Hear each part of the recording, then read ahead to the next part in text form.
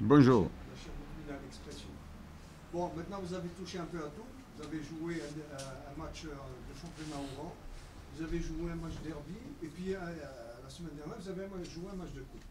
Et ce jeudi, vous déplacez dans un très grand stade, celui de Belabès. Je suppose que vous ne le connaissez pas, mais c'est un très grand stade qui devrait normalement permettre à l'USM Alger,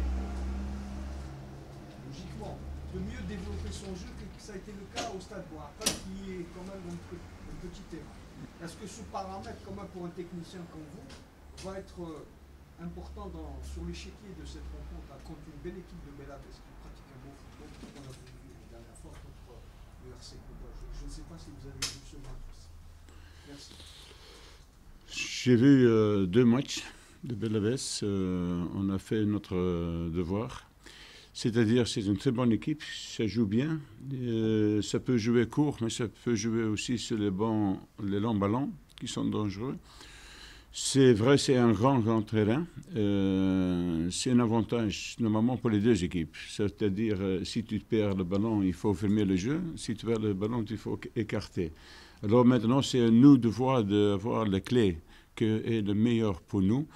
On va jouer avec 15 joueurs pour essayer de mettre notre main dans le jeu. Ça doit être important, mais le plus important, ça doit être aussi l'organisation. Comme le terrain est très grand, on ne peut pas laisser trop d'espace. Comme ils ont des joueurs techniquement très forts, alors ça aussi c'est important. On a déjà parlé hier avec des joueurs, on a fait aussi des entraînements sur ça. La concentration, c'est chaque match le plus important aussi. Mais de toute façon, pour développer notre jeu, ça peut être un avantage si le terrain est grand. Je suis d'accord. Cette équipe de Blabès, le jeu offensif de cette équipe est basé essentiellement sur deux joueurs. Il y a El Mali, le meneur de jeu, et le buteur Bala. Est-ce que vous allez concocter un plan spécial pour contrecarrer ces deux joueurs? J'ai remarqué plus de joueurs de clé que deux là-bas. C'est-à-dire, comme j'avais dit, ça joue très bien en milieu de terrain. Et, offensivement, je joue avec contre-pied sur le côté. Ce sont des gens qui rentrent, qui marquent presque 70% sur les centres. Alors ça aussi, on va tout expliquer aux joueurs, on va tout montrer. On doit être bien concentré sur ça. C'est pour ça que je dis on ne peut pas laisser faire. On doit jouer bien serré. Et après, si on a le ballon, on va essayer de jouer notre jeu. Mais de toute façon, tu as dit deux noms, mais il y en a encore le 5 aussi. C'est un très bon joueur au milieu de terrain. Alors, on doit faire beaucoup de choses. Mais c'est toujours dangereux de concentrer sur deux joueurs. Tu joues 11 contre 11. Ça, c'est le plus important. Il faut trouver la clé pour jouer contre le 11. Mais il y a toujours des joueurs qui peuvent faire une différence. Là, il ne peut pas laisser jouer. Ça, c'est sûr.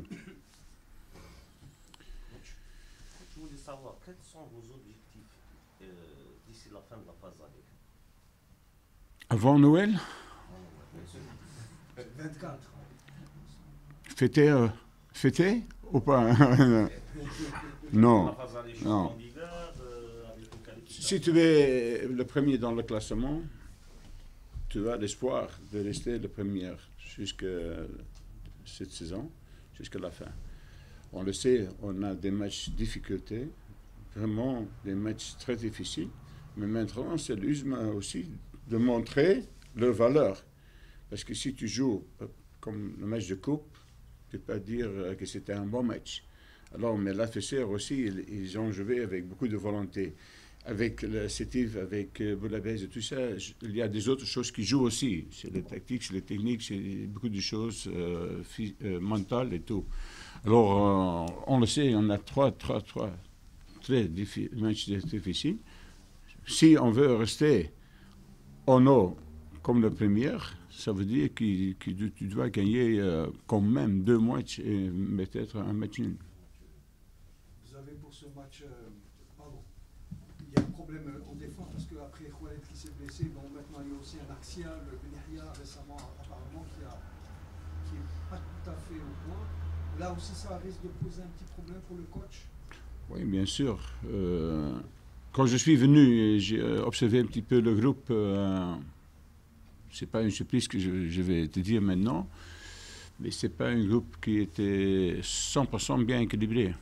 Sur certains postes, on a plusieurs joueurs, sur certains postes, on n'en a pas. Donc, malheureusement, Khalid est aussi blessé dans le match, tu ne peux pas prévu parce que c'est pendant le match. Mais tu as un joueur en moins. Mais quand même, derrière, on est juste. Alors, c'est pour ça, avec le mercato, on doit faire des choses aussi. Et on doit essayer d'équilibrer l'effectif plus en balance, plus de postes doubles. Ça veut dire sur chaque poste 2 joueurs, par exemple, qui peuvent faire la concurrence. Ça va monter aussi la concurrence. Ça, c'est le but, ça, c'est la vision. Mais on ne va pas prendre des joueurs pour prendre. Si on prend quelqu'un, ça doit être pour renforcer l'équipe. Oui, mademoiselle. Depuis votre venue, beaucoup de changements ont été constatés. La rage de vaincre est présente sur le terrain, la concurrence entre les joueurs au sein de l'équipe et aux entraînements, les joueurs prennent du plaisir. Qu'avez-vous fait exactement, ou plus exactement, quel est votre discours généralement? Mon discours aux joueurs ou aux joueurs? Ça, c'est un secret. Hein? Je ne peux pas dire tout. Hein? Non, il a dû les doper. Je peux dire tout. Hein? Si on était mariés, je peux dire plus. Et maintenant, c'est un petit peu compliqué. Alors, c'est à vous de choisir. Tu veux me marier, je peux te dire plus. Non, de toute façon, quand je suis venu, j'ai trouvé un groupe mentalement très pauvre. Très pauvre. Mais la raison, ça, je ne sais pas pourquoi. Alors, c'était à moi de créer un groupe, une famille. Partout que j'étais, c'était un petit peu mon force mentale, créer un groupe, les rigueurs, le plaisir, tout ça, parce que c'est une adaptation pour moi. Parce que moi, je travaille avec 25, 26 différents caractères. Eux travaillent avec un seul différent caractère. Mais il faut s'adapter. Mais ça va, Inch'Allah, ça va rester comme ça. Mais le discours, il faut être aussi un petit peu intelligent. Il ne faut pas parler de n'importe quoi. Il faut parler des choses que les gens veulent comprendre, que c'est bien pour eux, c'est bien pour le futur, c'est bien pour la famille et tout. Il y a beaucoup de choses à dire. Alors ça aussi, il faut jouer sur le mental des joueurs qui vont donner encore un petit peu plus. Ce que moi j'ai essayé de faire, c'est de gagner le public. Pourquoi je veux gagner le public? Parce qu'il y a un certain moment que tu vas perdre un match. Mais tu as besoin aussi du soutien du public. Maintenant, nous, on gagne ou on perd, on va saluer le public parce qu'ils sont venus pour nous soutenir. Et j'espère, Inch'Allah, si on perd une fois, qu'ils vont aussi applaudir les joueurs pour les efforts, même que tu as perdu. Alors ça, c'est la psychologie. C'est la même chose que je fais avec les joueurs. Tu as compris, non? C'est un petit peu ça. Il faut toujours... Pour recevoir quelque chose, il faut donner quelque chose. Il faut donner aussi la confiance. Et je travaille sur ça, donner les joueurs la confiance, qui sont importants, tout ça, qu'il a des responsabilités. Il y en a qui sont mariés, il y en a des enfants, il y en a qui habitent avec leur famille, alors avec maman ou papa, et tout le monde est important.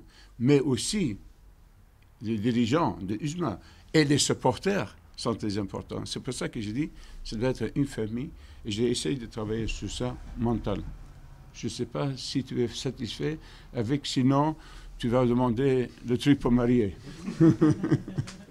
Coach, bonjour, Jafar Midon pour la radio algérienne. Oui. Vous avez beaucoup de jeunes joueurs dans votre effectif. Il y en a un notamment, Yaïch, qui a 19 ans. Il a été une fois titulaire, 2 fois remplaçant. Qu'est-ce que vous pouvez nous dire sur lui? Est-ce que vous comptez sur lui à l'avenir également? Hier, on a parlé ensemble parce qu'il était un petit peu surpris qu'il a joué comme latéral droite pendant les entraînements.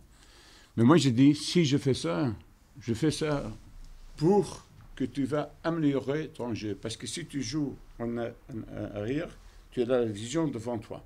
Si tu joues devant, tu as le jeu dans le dos. Alors, il doit améliorer encore le jeu avant lui. Ce qu'il a fait, le match contre Oran, il a fait un grand match, il a bien travaillé. Mais il n'a pas apporter beaucoup plus offensivement. Mais c'est parce qu'il n'était pas habitué. Maintenant, on essaie de mettre un petit peu en arrière, qu'il a une vision. Peut-être il va apprendre la confiance. Après, c'est petit à petit. Mais il a bien compris, on a bien parlé. De temps en temps, comme surtout avec des gens qui ne sont pas expérimentés, il faut le mettre dans une autre position pour apprendre des choses. Après, petit à petit, tu vas continuer de travailler. Mais c'est un jeune. Je pense que je ne suis pas venu à USMA seulement pour gérer l'équipe. Le plus important aussi pour moi, c'est montrer ou améliorer la valeur du joueur. Alors, il faut travailler avec chaque joueur et essayer d'améliorer la valeur. Et ça, c'est bien pour le club, parce que peut-être il y a un moment que tu dois vendre un joueur dans un club européen, tu vas recevoir aussi l'argent. Alors, il faut travailler sur les deux. Mais j'aime bien Yesh, il est très bon, il se donne en entraînement, tout ça, et je pense qu'il a un futur. Oui. Et concernant Zian, Abdelaou ou tant d'autres, qu'est-ce que vous pouvez nous dire sur ces jeunes-là? Oui, c'est un petit peu compliqué, tu le sais, parce qu'il était appelé 2 fois avec les militaires, l'équipe militaire. Alors on doit accepter, on n'a pas un choix. Mais si tu ne viens pas sur les entraînements pendant une semaine, pour moi c'est aussi difficile pour mettre quelqu'un dans la position, même si c'était un titulaire avant. Mais si moi je ne le vois pas sur l'entraînement, comment moi je dois juger un joueur? Il vient un jour avant le match, c'est difficile. Mais quand même, on ne discute pas, elle a la technique, elle a quelque chose, bien sûr, et je compte sur lui. Mais maintenant, si j'espère qu'il va rester quelques semaines avec nous et travailler avec nous, parce que tactiquement, c'est aussi important. Il y a des choses qui sont changées au niveau de tactique pour l'équipe. Alors, si tu peux imaginer, si Amine n'est pas là une semaine, je dois faire quoi? Je dois mettre quelqu'un d'autre, non? Oui, mais pas tout, hein? Une dernière question, coach. Je sais que il y a eu le match de coupe, on l'a vu. Qu'est-ce que vous avez tiré comme conclusion? Nous, parce que du côté journalistique, on a un peu vu cette équipe de l'USMA qui a quand même n'a pas été excellente. Non. Mais moi, j'ai pas de problème. Hein. Tu as raison, hein? C'était mauvais. Premier mi-temps, moi, j'étais déçu. C'était mauvais. J'avais dit ça aux joueurs. J'ai crié dans le vestiaire. Moi, je n'étais pas content. Ce n'est pas USMA. On a montré trop de respect pour l'adversaire. Tu peux avoir respect pour l'adversaire, mais pas comme ça pendant le jeu. Ça, c'est autre chose. Si tu as applaudi là-bas, alors il faut montrer sur le terrain aussi que c'est différent. Alors, moi, je n'étais pas content, mais j'ai mis aussi des joueurs sur quelques postes, peut-être pas très bien non plus. Mais pour moi, c'était pour voir. Parce que notre noyau, ce n'est pas tellement grand actuellement. Tu peux imaginer, tu dois jouer Coupe, tu dois jouer le championnat, tu dois jouer le Champions League. Il y a de certains moments qu'il y a des joueurs blessés ou suspendus. Alors, c'est pour ça que j'ai essayé de mettre quelqu'un là-bas pour voir il peut donner quoi à l'équipe. Si je ne fais pas ça dans le match des coupes, je fais ça quand? Pendant l'entraînement, ce n'est pas la même chose, ce n'est pas avec la même pression, avec la même intensité, c'est différent. C'est pour ça aussi, j'ai dit aussi, au niveau le premier mi-temps, la composition, moi je prends ma responsabilité. Et peut-être c'est à cause de ça que ce n'est pas bien joué non plus. Après, on a changé. Le deuxième mi-temps, je pense qu'on peut dire que c'était beaucoup mieux. Je ne dis pas que c'était très, très, très bien, mais c'était beaucoup mieux. On a vu une autre USMA qui a créé des occasions et tout ça. Alors, mais défensivement, tu as vu, comme tu as remarqué au niveau de la défense, c'est faible. C'est faible. Si on a 1-2 blessures ou suspendus, on a un grand problème. Grand problème. Merci. On dit que l'hiver sera décisif pour l'USMA avec les 4 déplacements et les matchs de sites difficiles. Est-ce que c'est votre avis? Est-ce que c'est vraiment cette période sera décisive pour le titre? Bon, décisif pour le titre, non, mais si tu arrives, par exemple, avec 28, 29, 30 points, je pense que tu es à l'aise. Si tu n'arrives pas à ça, ça veut dire que tu dois se battre encore le deuxième tour, mais tu vas voir, avec les matchs de Champions League, ça ne va pas être facile. Hein? Tu vas décaler des matchs, tu vas jouer, c'est toujours haute intensité, aussi mental, le stress mental, les joueurs, ils vont récupérer comment, dans la tête, aussi physiquement, il y a beaucoup de choses. C'est pour ça, ça doit être bien qu'on ait encore quelques points à la fin de la saison pour être un petit peu tranquille. Ça, c'est le but.